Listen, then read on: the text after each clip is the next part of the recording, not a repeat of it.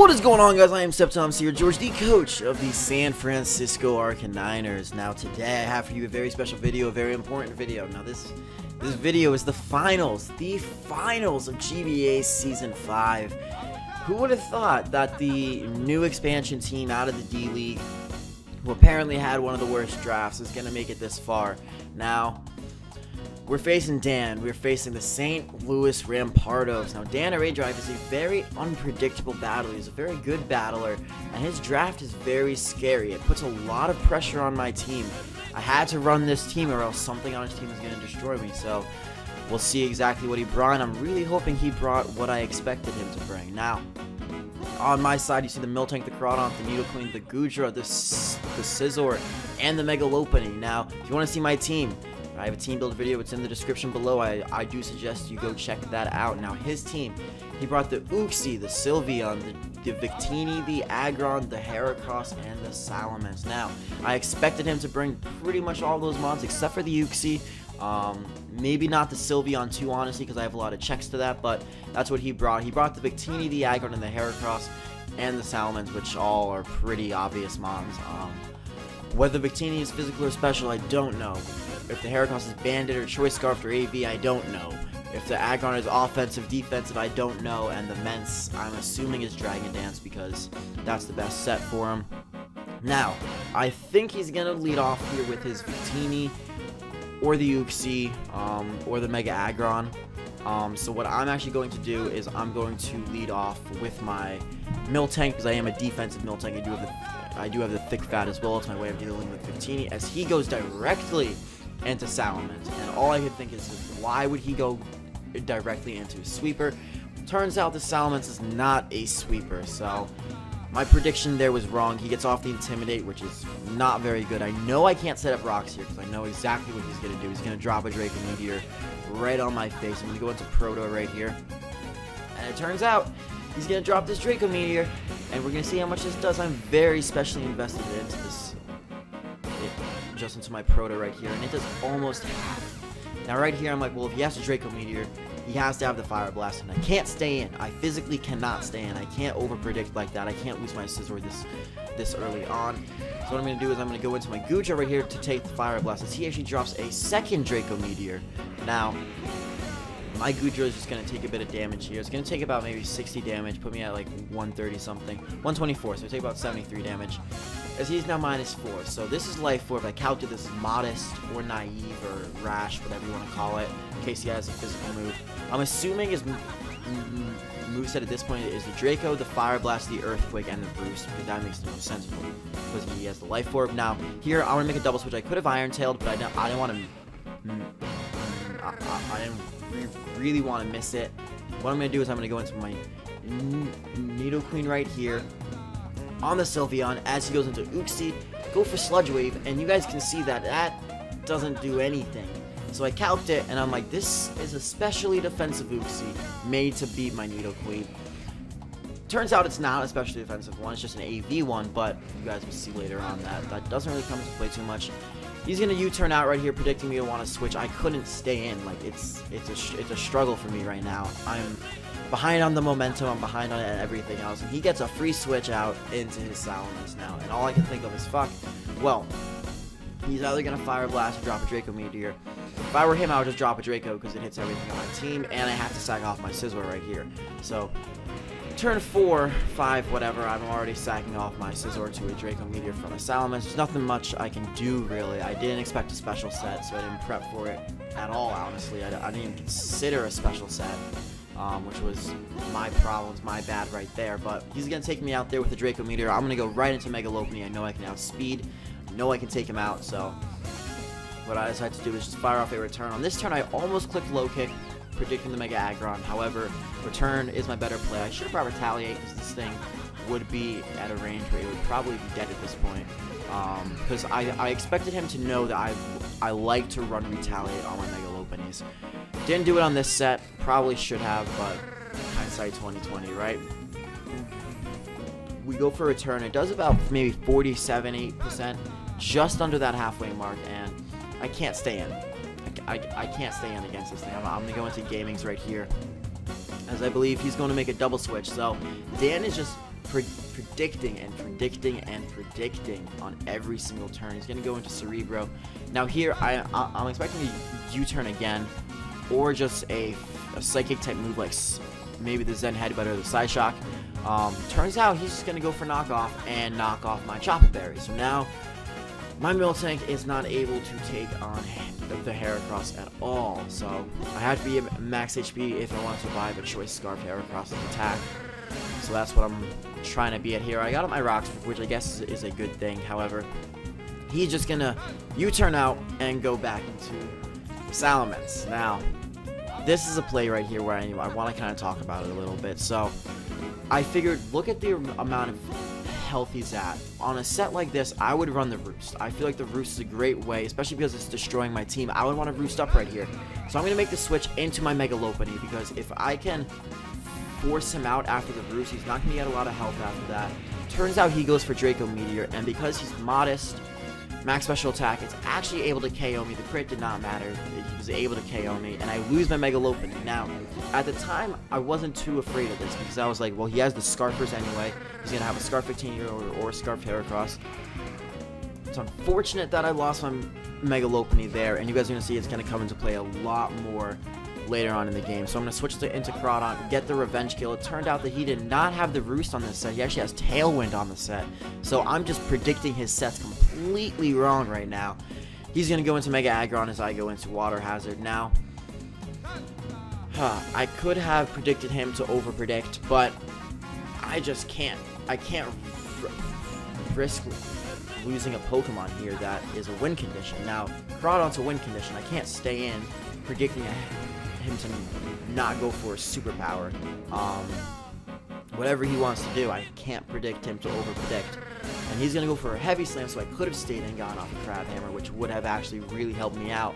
Now, right here in this tiny little exchange of plays is where I feel that I personally messed up. I go for Milk Drink, and I get up to almost full. And he's just going to go for a Heavy Slam right here. And now, right here, I should have gone for a counter instead of a Milk Drink again. What he ends up doing is he ends up going for a Heavy Slam again right in now. I expected the superpower to come off at some point. Not going to happen. And I am just going to go for the counter on this turn, expecting him to want to stay in and go for superpower on this turn. Bad play.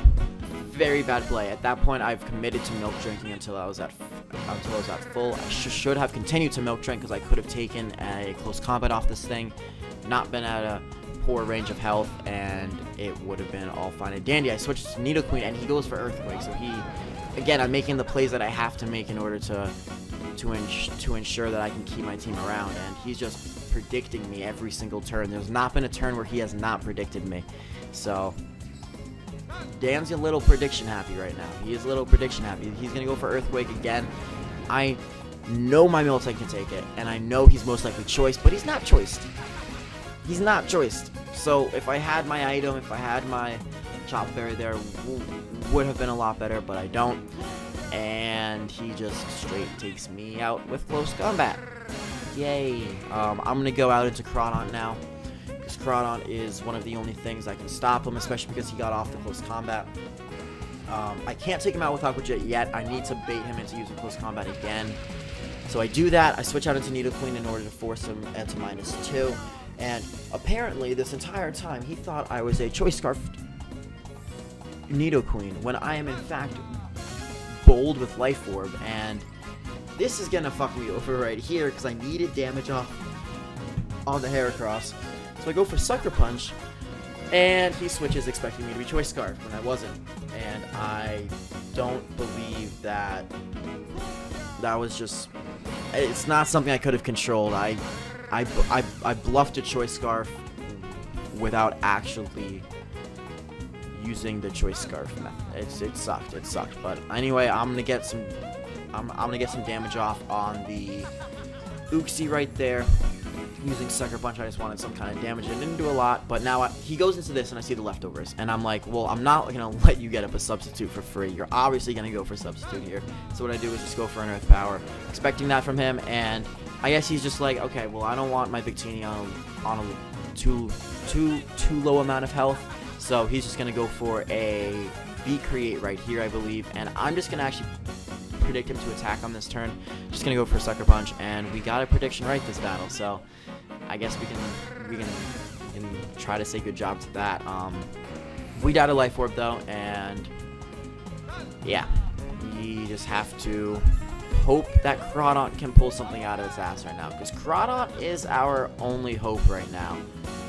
We go into Water Hazard, and what I'm just going to do is fire off an Aqua Jet. I know I can take out the Victini from that range. I know that he can't outspeed me with anything unless he has really randomly quick attack, but I would only think he would run that on a Bandit set. So we take our Life Orb, and he's just going to go out into Megatron right here.